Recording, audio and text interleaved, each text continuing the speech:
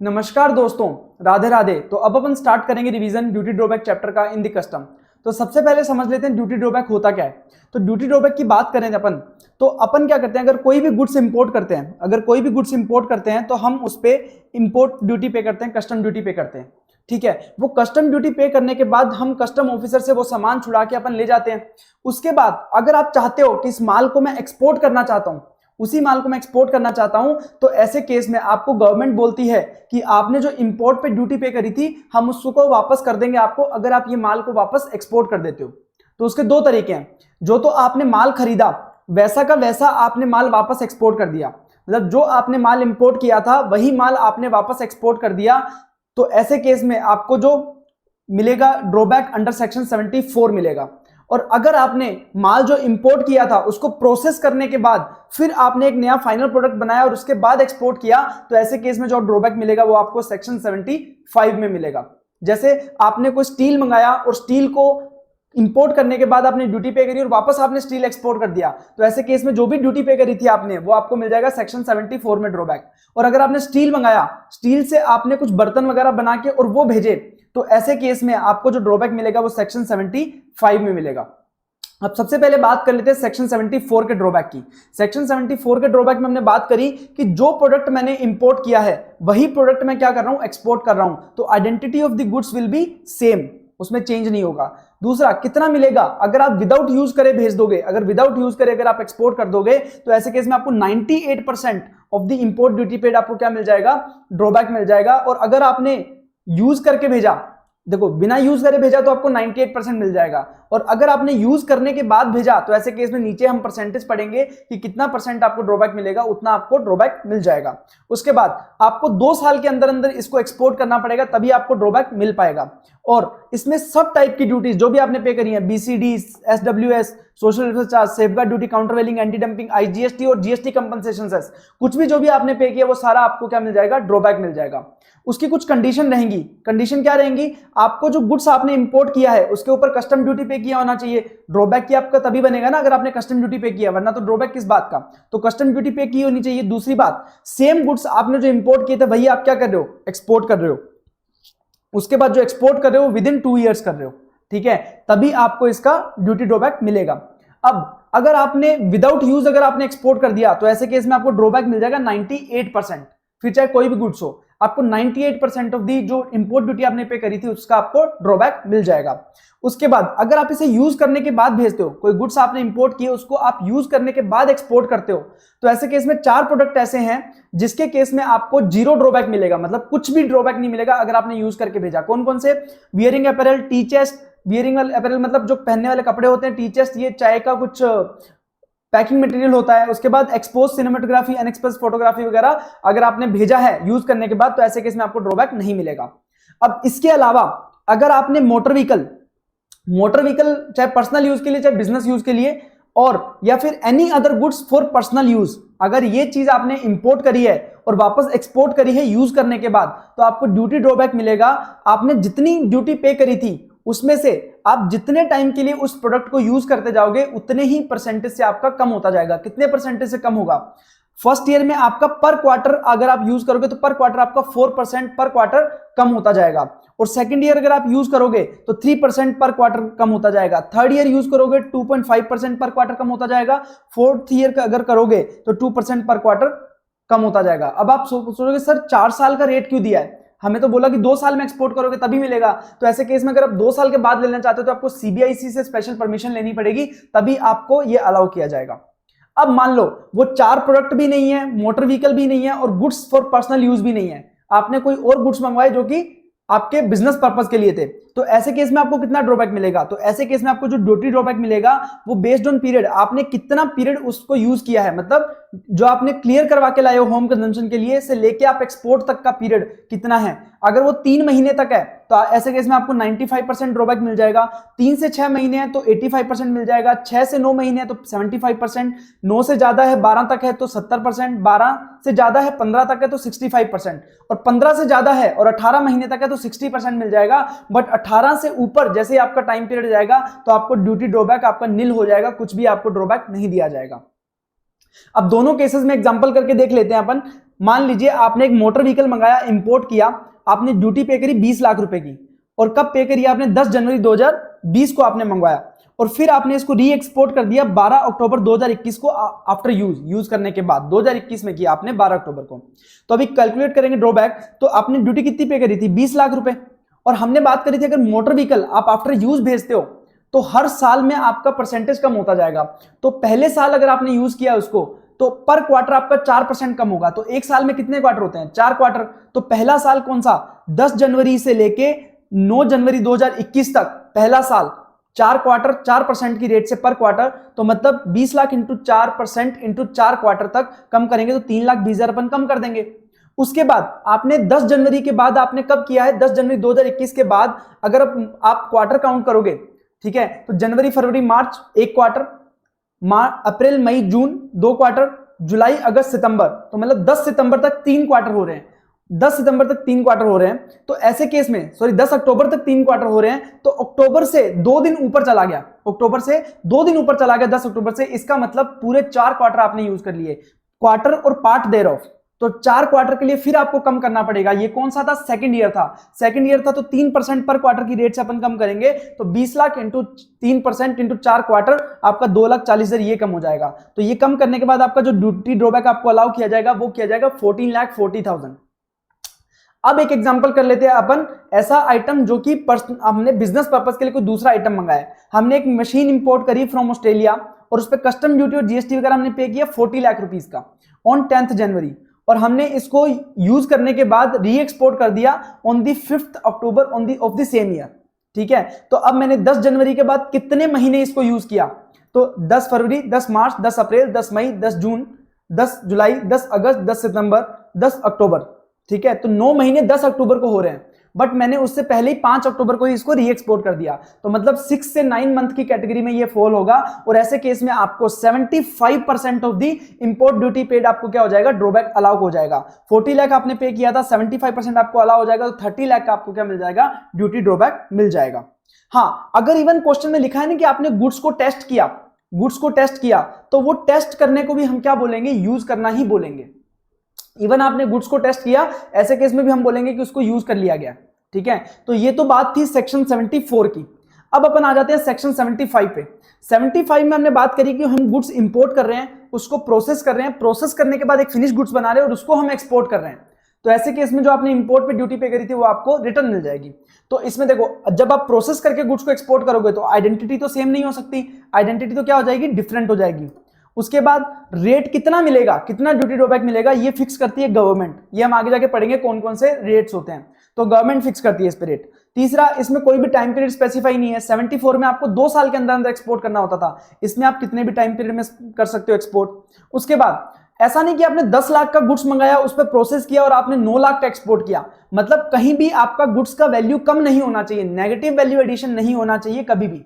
और दूसरी बात, अगर गवर्नमेंट ने कोई आपके कंडीशन रखी है कि आपको एटलीस्ट 10% वैल्यू एडिशन करना है, अगर आपने 10 लाख के गुड्स खरीदे तो एटलीस्ट 11 लाख का गुड्स होना चाहिए, तभी आपको ड्रॉबैक अलाउ किया जाएगा। तो ऐसी कंडीशन को भी आपको सेटिस्फाई करना पड़ेगा, जिसे बोलते हैं स्पेसिफाइड वैल्यू एडिशन। अगर मांगा है तो वो आपको कंप्लीट करना पड़ेगा। बट ध्यान रखना, सेक्शन 75 में आपको आईजीएसटी और सेस का जो ड्रॉबैक है वो अलाउ नहीं किया जाता। सेक्शन 74 में जितनी भी सारी ड्यूटी पे करते हो उसका सब अलाउ हो जाता है, बट सेक्शन 75 में आपको आईजीएसटी और सेस का ड्रॉबैक अलाउ नहीं किया जाता। गवर्नमेंट बोलती है कि आईजीएसटी और सेस जो आपने पे किया है इंपोर्ट पे, उसका आप आईटीसी ले लो और आईटीसी लेने के बाद आप उसका रिफंड ले लो, हमें कोई दिक्कत नहीं है, बट हम एज अ ड्रॉबैक आपको पे नहीं करने वाले। तो अब हमें देखना है कि कौन सी रेट लगती है। हमने बोला कि गवर्नमेंट डिसाइड करती है, तो देखो गवर्नमेंट क्या करती है, सबसे पहले all industry drawback rate calculate करती है। गवर्नमेंट क्या करती है, जो गुड्स का लिस्ट होता है उसके पास, हर गुड्स के लिए उसकी इंडस्ट्री में इंडस्ट्री के डेटा के अनुसार डिसाइड कर लेती है कि अगर ये गुड्स अगर आप एक्सपोर्ट करोगे तो आपको उस पर कितना ड्यूटी ड्रॉबैक मिलेगा, तो उसे बोलते हैं ऑल इंडस्ट्री ड्रॉबैक रेट। इसे गवर्नमेंट डिसाइड कर लेती है, पहले से प्री डिसाइडेड होता है। ठीक है, तो ये तो होती है ऑल इंडस्ट्री ड्रॉबैक रेट। अब मान लो कोई गुड्स ऐसा आपने एक्सपोर्ट किया जिसके लिए गवर्नमेंट ने ड्रॉबैक रेट डिसाइड नहीं कर रखी थी, जिसके लिए all industry drawback rate available नहीं थी, तो ऐसे केस में आप अप्लाई कर सकते हो प्रिंसिपल कमिश्नर को 3 महीने के अंदर कि सर इसके लिए ऑल इंडस्ट्री ड्रॉबैक रेट नहीं है, तो आप मुझे ब्रांड रेट डिटरमाइन कर दो। तो ऐसे केस में प्रिंसिपल कमिश्नर क्या करेगा, सारी इंफॉर्मेशन को ध्यान में रखते हुए एक brand rate of duty drawback decide कर देगा, जिस रेट से आप ड्रॉबैक ले सकते हो। उसके बाद अगर मान लो आपको all industry drawback rate available तो है आपके गुड्स के लिए, आप जो गुड्स एक्सपोर्ट करने वाले हो उसके लिए all industry drawback rate available है, बट आपको क्या हो रहा है कि आपने जो इंपोर्ट पे जितना ड्यूटी पे किया था उसका 80% भी आपको उस ऑल इंडस्ट्री ड्रॉबैक रेट से रिकवर नहीं हो पा रहा है। मतलब आपको लग रहा है कि जो आपने इंपोर्ट ड्यूटी पे आपने जो इंपोर्ट ड्यूटी पे किया था उसके लिए उसका 80% भी आप रिकवर नहीं कर पा रहे हो ऑल इंडस्ट्री ड्रॉबैक रेट से। तो ऐसे केस में आप प्रिंसिपल कमिश्नर या कमिश्नर को अप्लाई कर सकते हो कि सर मैं तो 80% भी रिकवर नहीं कर पा रहा, तो ऐसे केस में आप मुझे स्पेशल ब्रांड रेट अलोकेट करें। तो ऐसे केस में principal commissioner special brand rate decide करेगा, जिसके अकॉर्डिंग आपको ड्रॉबैक मिलेगा। बट ध्यान रखना, स्पेशल ब्रांड रेट और ब्रांड रेट के लिए आप तभी अप्लाई कर सकते हो अगर आपने ऑल इंडस्ट्री रेट के लिए अप्लाई नहीं किया है। ऐसा नहीं कि आपने ऑल इंडस्ट्री रेट अप्लाई कर दिया साथ में ब्रांड रेट अप्लाई कर दिया, आप तभी कर पाओगे जब आपने all industry drawback rate apply नहीं किया है। और जब तक आपका ऑल इंडस्ट्री ड्रॉबैक रेट तो ले लिया तो बात अलग है, अगर आपने स्पेशल ब्रांड रेट या ब्रांड रेट के लिए अगर आपने अप्लाई किया है और उसमें टाइम लग रहा है डिसाइड करने में, तो ऐसे केस में आप प्रिंसिपल कमिश्नर से रिक्वेस्ट कर सकते हो, कमिश्नर से रिक्वेस्ट कर सकते हो कि सर मेरे को एक बार के लिए प्रोविजनल ड्रॉबैक दे दो ताकि मेरा जो ड्रॉबैक मुझे मिल जाए, और बाद में अपन देख लेंगे कि फाइनली कितना जो भी बचेगा वो अपन एडजस्टमेंट कर लेंगे, एक बार के लिए मुझे प्रोविजनल ड्रॉबैक दे दीजिए। तो वो भी अप्लाई किया जा सकता है, उसे बोलते हैं प्रोविजनल ड्रॉबैक। ठीक है, उसके बाद प्रोसीजर हमारे काम के नहीं है इतने, जो प्रोसीजर हैं ड्रॉबैक के अंडर सेक्शन 74 और 75 कि कैसे हम माल को भेजेंगे और उस पर क्या क्या हमें डिक्लेरेशन वगैरह देनी पड़ेगी, तो ये सारे अपने इतने इंपॉर्टेंट नहीं है इस पॉइंट ऑफ व्यू से। तो अपन डायरेक्टली जाते हैं कि भाई किन किन चीजों पे आपको ड्रॉबैक नहीं मिलता। तो अंडर सेक्शन 75 कुछ चीजों पे आपको ड्रॉबैक नहीं मिलता, तो वो कौन कौन सी चीजें हैं। आपने कोई गुड्स प्रोड्यूस किए हैं यूजिंग द इनपुट जिसपे आपने इंपोर्ट ड्यूटी ही पे नहीं करी, अगर आपने इंपोर्ट ड्यूटी ही नहीं पे करी तो आपको ड्रॉबैक मिलने का तो सवाल ही नहीं उठता। तो अगर आपने गुड्स प्रोड्यूस किया है using the goods on which no duty has been paid, तो ऐसे केस में आपको ड्रॉबैक नहीं मिलेगा। और अगर आपने चाय टी को एक्सपोर्ट करने के लिए आपने अगर कोई पैकिंग मटेरियल यूज किया है अदर देन टी चेस्ट के अलावा अगर आपने कोई भी पैकिंग मटेरियल यूज किया है तो उस पैकिंग मटेरियल से रिलेटेड आपको कोई भी ड्रॉबैक नहीं मिलेगा। अगर आपने एक्सपोर्ट गुड्स में कोई जूट बैचिंग ऑयल यूज किया है, तो उस जूट बैचिंग ऑयल के रिलेटेड ड्रॉबैक आपको नहीं मिलेगा। और अगर आपने जूट यान या फैब्रिक एक्सपोर्ट करने के लिए कोई भी पैकिंग मटेरियल यूज किया है तो उस पर भी आपको ड्रॉबैक नहीं मिलेगा। ये 4 प्रोडक्ट पे आपको ड्रॉबैक नहीं मिलेगा। एक तो आपने ऐसे गुड्स यूज किए जिसपे आपने इंपोर्ट ड्यूटी पे नहीं करी तो ड्रॉबैक का सवाल ही नहीं उठता। अगर आपने चाय ब्लेंडेड टी अगर आप एक्सपोर्ट कर रहे हो तो उसके लिए आपने पैकिंग मटेरियल यूज किया अदर देन टी चेस्ट, तो उस पर भी आपको ड्रॉबैक नहीं मिलेगा। जूट बैचिंग ऑयल यूज किया आपने किसी गुड्स के प्रोडक्शन में तो भी आपको ड्रॉबैक नहीं मिलेगा। और पैकिंग मटेरियल यूज किया आपने एक्सपोर्ट के लिए, कौन से के लिए, जूट यान और फैब्रिक के लिए, तो ऐसे केस में आपको ड्यूटी ड्रॉबैक नहीं मिलेगा। उसके बाद एक और बात है कि ड्यूटी ड्रॉबैक एक और केस में नहीं मिलेगा, अगर आपका ड्यूटी ड्रॉबैक का amount is more than market value of the goods. आप बोल रहे हो यार ड्यूटी ड्रॉबैक आप जो मांग रहे हो वो market value of the goods से ही ज्यादा है, मतलब गुड्स की भी इतनी वैल्यू नहीं जितना आप ड्रॉबैक मांग रहे हो, तो ऐसे केस में आपको ड्रॉबैक नहीं मिलेगा। ठीक है, तो let us example, goods B आपने एक्सपोर्ट किया, आफ्टर प्रोसेसिंग करने के बाद आपका ड्रॉबैक अमाउंट आ रहा था 65,000 और market value of the goods थी 56,000। तो ऐसे केस में आपका जितना ड्रॉबैक आप मांग रहे हो उतने का तो मार्केट वैल्यू ऑफ गुड्स ही नहीं है, तो ऐसे केस में आपको ड्रॉबैक ही नहीं दिया जाएगा। और मैक्सिमम आपको ड्रॉबैक कितना मिलेगा सेक्शन 75 में, मैक्सिमम ड्रॉबैक मिलेगा आपको 1/3 of the market value, 1/3 of the market value. तो for example goods A export किया आपने प्रोसेसिंग करने के बाद, जिसका ड्रॉबैक बन रहा था आपका 50,000 और आपकी market value of the goods थी 1,20,000, तो ऐसे केस में आपको मैक्सिमम ड्रॉबैक कितना मिलेगा, 1,20,000 जो मार्केट वैल्यू है उसका 1/3 होता है 40,000। तो भले ही आपका ड्रॉबैक 50,000 बन रहा है बट आपको 40,000 से ज्यादा ड्रॉबैक नहीं मिल पाएगा, क्योंकि मैक्सिमम ड्रॉबैक आपको 1/3 ही अलाउड है। ठीक है, उसके बाद अगर आपको एक बार गवर्नमेंट ने ड्रॉबैक दे दिया, क्यों दिया, क्योंकि गवर्नमेंट एक्सपोर्ट को प्रमोट करना चाहती थी। ठीक है, और एक्सपोर्ट को प्रमोट क्यों करना चाहती थी, ताकि फॉरेन एक्सचेंज इंडिया में आए। तो अगर आपका फॉरेन एक्सचेंज इंडिया में नहीं आता है, ऐसे केस में अगर आपका फॉरेन एक्सचेंज इंडिया में रियलाइज नहीं होता है, तो ऐसे केस में आपको वो ड्रॉबैक रिफंड करना पड़ जाएगा, ड्रॉबैक आपको वापस गवर्नमेंट को पे करना पड़ जाएगा। मान लीजिए आपका 1 करोड़ का आपने माल बेचा, और उसमें मान लीजिए आपको सिर्फ 40 लाख ही रिसीव हुआ, 40 लाख ही आपको फॉरेन करेंसी में रिसीव हुआ, 60 लाख रिसीव नहीं हुआ with in the time frame of the FEMA का जो टाइम फ्रेम था उसमें रिसीव नहीं हुआ, तो ऐसे केस में आपको मान लीजिए 1 करोड़ पे आपका ड्रॉबैक था 15 लाख, तो 15 लाख डिवाइड बाय 1 करोड़ पे 15 लाख था और 60 लाख आपको रिकवर नहीं हुआ, तो ऐसे केस में आपको जो 9 लाख रुपए का ड्रॉबैक है वो आपको रिफंड करना पड़ेगा गवर्नमेंट को। बट किन केसेस में आपको रिफंड करने की जरूरत नहीं है? अगर 3 कंडीशन फुलफिल हो जाती हैं कि जो आपको प्रोसीड रियलाइज नहीं हुआ वो कंपनसेट कर दिया किसने? ईसीजीसी ने, मतलब एक्सपोर्ट क्रेडिट गारंटी कॉर्पोरेशन ने आपने इंश्योरेंस करवा रखा था अपने डेटर्स का और वहां से आपको जो कंपनसेट कर दिया गया, आपको रिकवर नहीं हुआ पैसा बट आपको ईसीजीसी ने पैसा दे दिया।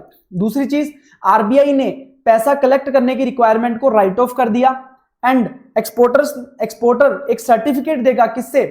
जो अपनी एम्बेसी है, एम्बेसी से सर्टिफिकेट लेगा कि ये पैसा रिकवर नहीं किया जा सकता, non recovery of the cell proceed का सर्टिफिकेट। अगर तीनों कंडीशन सेटिस्फाई हो जाती हैं तो ऐसे केस में आपको ड्रॉबैक जो आपने लिया था वो रिटर्न नहीं करना पड़ेगा, इवन दो आपको प्रोसीड्स रियलाइज नहीं हुए हैं।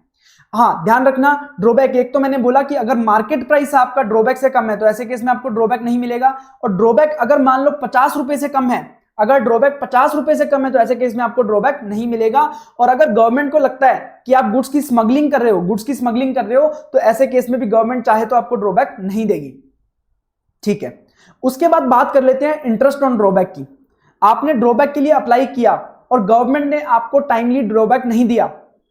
कितना टाइम पीरियड है गवर्नमेंट के पास? है 1 महीना। 1 महीने के अंदर अंदर आपके क्लेम फाइल करने के 1 महीने के अंदर अंदर अगर गवर्नमेंट ने आपको ड्रॉबैक नहीं दिया तो ऐसे केस में गवर्नमेंट को drawback along with 6% per annum आपको देना पड़ेगा from the expiry of 1 month up to जब वो पे करेंगे। मतलब अगर गवर्नमेंट ने आपको 1 महीने तक ड्रॉबैक नहीं दिया तो 1 महीना खत्म होते ही 6% की रेट से इंटरेस्ट भी साथ में देना पड़ेगा ड्रॉबैक के। तो और अगर मान लो गवर्नमेंट ने आपको एक्सेस दे दिया या इरोनियसली दे दिया, मतलब ज्यादा रिफंड दे दिया आपको ड्रॉबैक का, तो ऐसे केस में आपको गवर्नमेंट को वापस करना पड़ेगा वो drawback along with the interest 15% per annum, जिस दिन आपको ड्रॉबैक दिया था उससे लेके date of recovery of drawback तक। एग्जांपल कर लेते हैं, मान लो आपने ड्रॉबैक क्लेम फाइल किया था on 10 January 2021 and drawback refund कर दिया ऑन 17 मार्च 2021, तो ड्रॉबैक अमाउंट था 50,000। तो मतलब आपने ड्रॉबैक के लिए फाइल कब किया था क्लेम? 10 जनवरी 2021 को, और गवर्नमेंट ने आपको पे कब किया? 17 मार्च 2021 को, मतलब आपको 1 महीने के अंदर अंदर नहीं पे किया गया। तो ऐसे केस में गवर्नमेंट को इंटरेस्ट देना पड़ेगा। कितना इंटरेस्ट देना पड़ेगा?